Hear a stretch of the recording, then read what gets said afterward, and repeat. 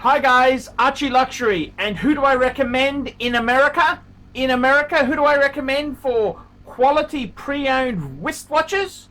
David SW, David SW, David SW. Go to davidsw.com. He is the best, the greatest pre-owned dealer in all of the United States of America. David SW, David SW, David SW. Hey guys, it's your pontiff here, ArchieLuxury on the Paul Pluta channel. Today guys, I'm doing a paid review. This is for Mark in the UK.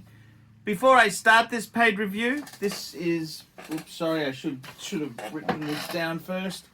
Every paid review gets a reference number. This is easy way so you can tell your friends and you can get them to search for it. This one here is QB, sorry, this is 21 QB 39. That's correct. 21 QB 39. This is a paid review for Mark, and quite a nice collection here. Hi Paul, I've sent you some cash via PayPal, so hoping you do a collection review and give me some advice. Mark, 39 from the UK. I started collecting 5 years ago, and my first watch is a Tag Heuer Carrera 5, which I bought from an AD with a little discount. Hindsight is a wonderful thing, and I was stupid for A, buying this, and 2, not buying pre-owned, but at the time I didn't know any better. I hardly wear this now, but it's just not worth the hassle of selling. I gotta be completely honest with you, Mark. I don't think buying a Tag Heuer Carrera 5 is the biggest sin that someone could commit there. It's actually a very nice watch. Yes, it's not high horology, but it is a great watch. By the way, wristwatch check. What am I wearing today? Patek 5196 in yellow gold. And it's on a Aaron bespoke strap. Absolutely love this strap. Okay, let's get back to the review. Second watch is a Tag Heuer Monza. I paid £1,050 when most on Chrono 24 were £1,500 to £1,700. And although I like this watch, I rarely wear it now. I'm hugely into cars and motorsports, which is why I love the idea of the Heuer brand. But shortly after getting the Monza, I found your channel and realized it'd be better off having a few decent watches as opposed to lots of low-end ones. The third watch is a Rolex GMT Master 2 116710 bought new at retail from an AD in 2016. My God, lucky chap. That's all I can say. Very lucky guy. How can you possibly go wrong buying a Rolex, man? A Rolex from the AD, man. If only we could do that now. If only we could do that, we would be happy chappies. How many people would love to get a Rolex at retail? Not even a discount, man. This is how nasty the world is there. It's a black GMT. Fourth watch is a Rolex Submariner two-tone bluesy 116613 LB, which I got new on the grey market in 2018 under retail. Yes, the bluesy. Fifth watch is a 2011 Rolex Daytona APH 116520 with box and papers, bought in 2020. At this point, I primarily had sports watches and wanted something different. Patek opened me up to a whole new genre, and I now have a love for the brand. Now this is where this review gets very interesting. This guy here has got 3 killer Pateks. 6th watch is a 2006 Patek Philippe 5134J travel time with box and papers, bought in 2020. 7th watch is a 2005 Patek Philippe 5110R world time with box and papers, bought in 2021. That's the same world time reference. I've got the 5110. So that is the 37mm. That to me has been the quintessential Patek. I really love it. And he's also got a 5146P. I didn't remember that. Yeah, okay. They did this in platinum. Wow. Okay. There you go. You learn something every day there. He's got a 5146P annual calendar with box and paper. So he's 3 Pateks. He's got the 5134J travel time box and papers. He's got the 5110R, that's the rose gold world time for box and papers. And he's got a 5146P annual calendar with box and papers.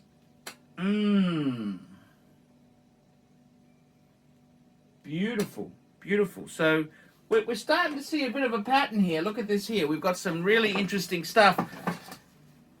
In the sports genre, we've got we'll just ignore the 2 tags for the moment, but we've got a Rolex GMT black ceramic, 2-tone bluesy, which is the ceramic bezel with the uprated bracelet, and we've got a Daytona, an APH.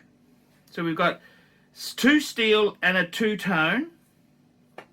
And in Pateks, we have got 5134, which is the manual wind. That's an interesting watch. It uses the 215 manual wind, which is actually the 215 movement is actually in the 5196. It's a very famous Patek workhorse movement. We've got a 5110R, which uses the 240 micro rotor, the rooted rotor that uses the 240 micro rotor movement. And we've got a 5146, which uses the 315/324. The difference is the beats, the speed. They up the speed like a lot of manufacturers did there, and that's the newer version. Now, very interesting. I don't wear the Tag Heuers much now, but the others tend to get worn on daily or weekly rotation. I'm sure they do. I think I've covered most bases. I'd like to know what you think of my current collection, how you think it can be improved, and get your opinion as to whether I go for a Patek in every metal. I'm considering a 5196G, and maybe something in steel, although the price of steel pieces is so high I struggle to see the value. Or 2, a Lange & Sun Lange 1, a Vacheron Constantin overseas, or a Patrimony, and a Audemars Piguet Royal Oak. If I do go for the VC, do I go overseas or Patrimony? I have pathetically small wrists, so the 42mm overseas are a non-starter for me. I'm looking forward to hearing your thoughts. Okie dokie. So this is from Mark in the UK. Mark, I got to be totally honest with you. I adore this collection. I really adore this collection. It's got a humble honesty there. You started off with the tags. Now, let's just clarify this. I do not hate the Tag Heuers. I do not hate them. And I think you're relatively young, 39-year-old guy. I've got to tell you, I actually have respect for them. Would I buy one? No, I wouldn't be buying one. But, you know, it started your horological journey. And I got to tell you, Tag Heuer itself, it's not garbage. This is kind of a upper mid-tier. It's upper middle class in the wristwatch genre. And in many ways, a lot of people would love to have a Tag Heuer. It's kind of like a C-Class Mercedes or a 3 Series BMW. Yeah, it's not the M or the AMG, but it's a very good workhorse, albeit with the occasional plastic water pump thrown in. So, I got to be honest with you, the Tag Heuers, I would actually, looking at them, I'll be honest with you, okay?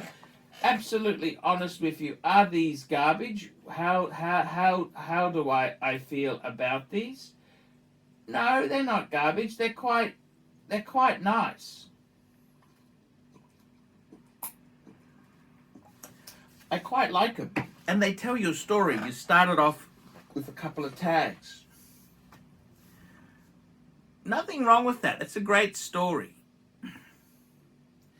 Then, you know, when I design, people come to me and say, Arch, what do I do with my collection? What should I do?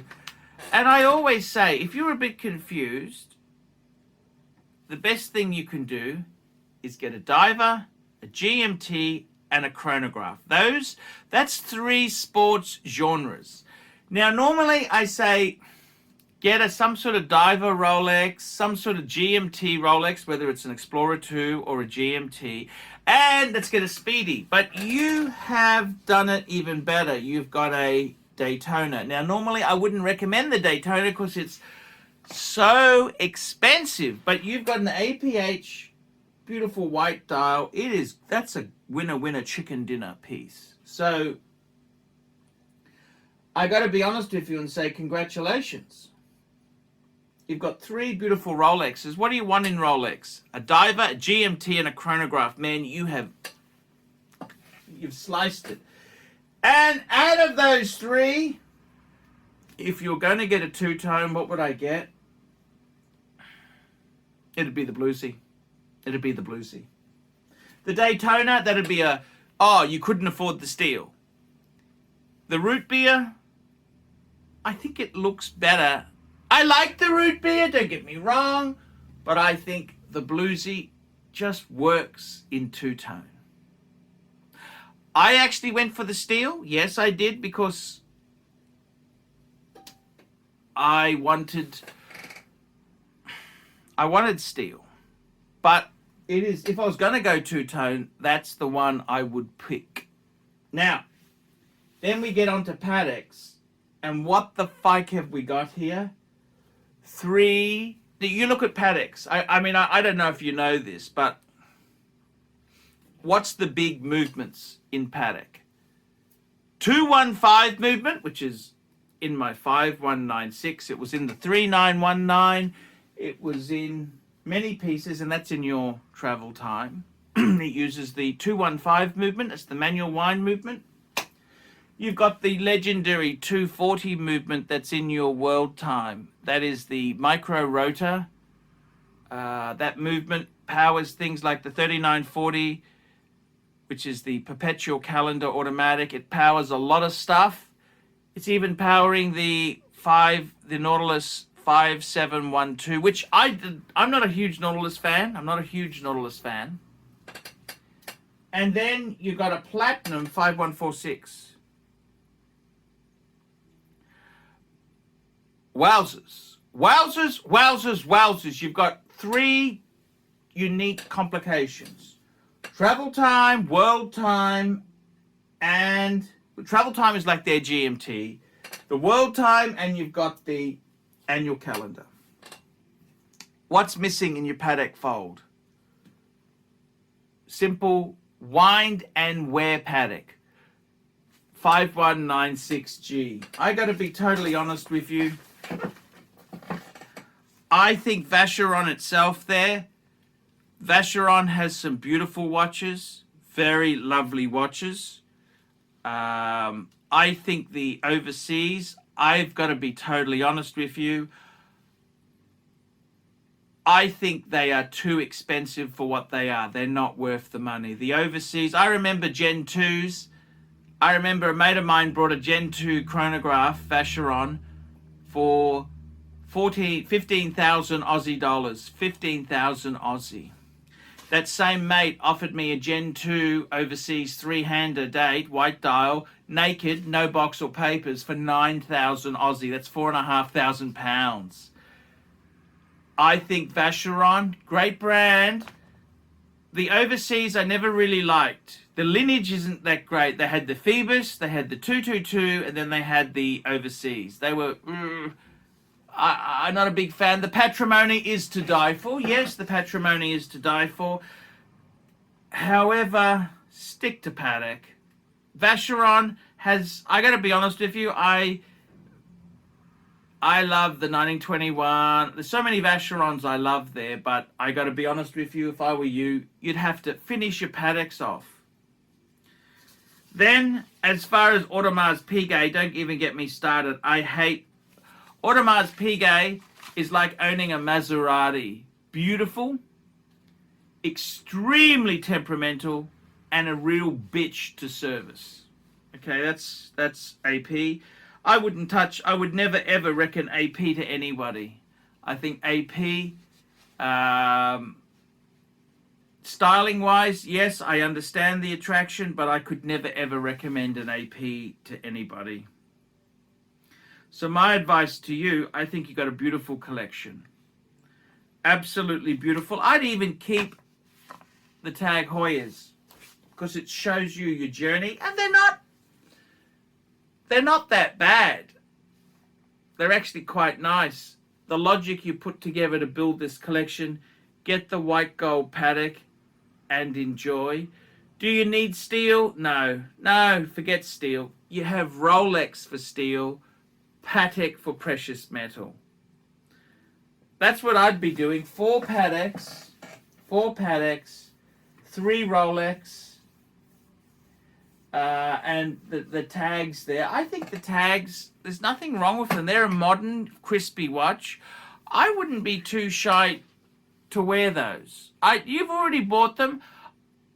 I'd just enjoy it. There's nothing wrong with it. It's like having an S-Class Mercedes.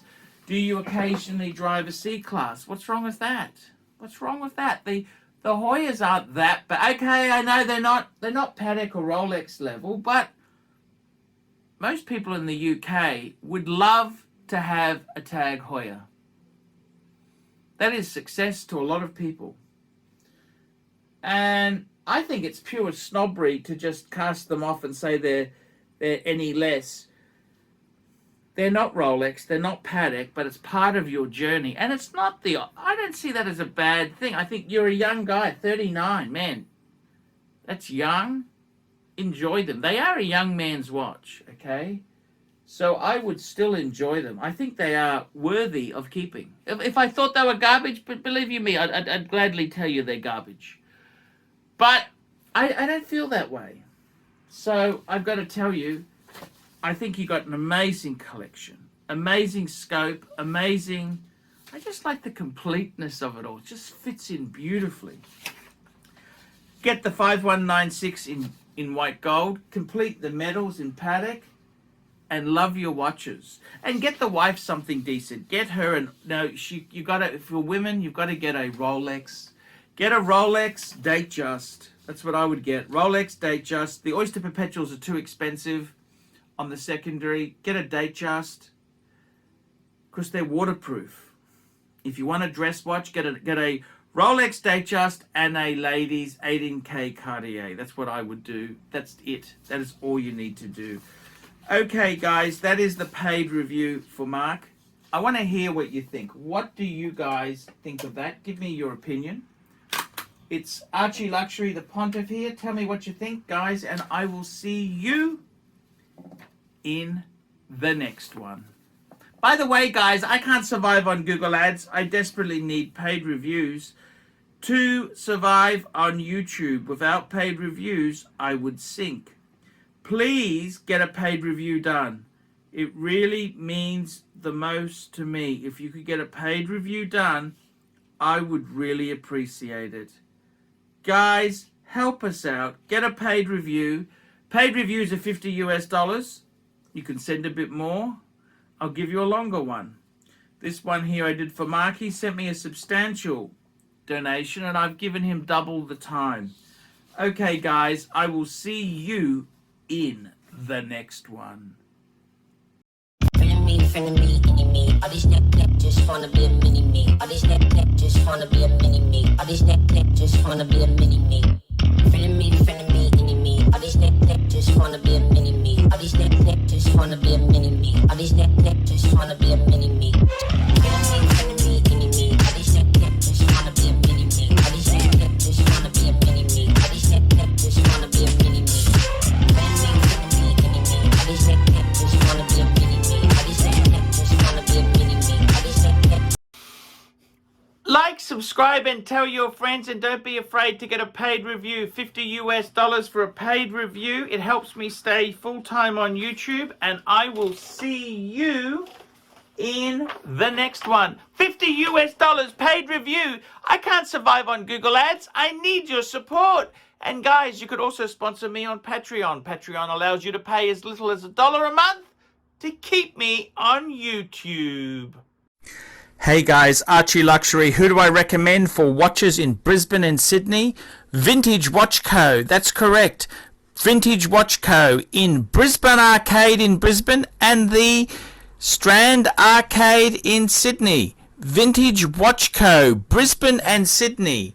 Ronnie, I've known him since the late 90s. Ronnie is a top bloke. Luke is a great guy. Vintage Watch Co. That is who I recommend in Australia. Check out Vintage Watch Co. and the guys' amazing range of watches. They also do service and repairs. Vintage Watch Co. That is where the Pontiff goes. You know, some of my Pateks came from Vintage Watch Co. That's right, guys. Vintage Watch Co.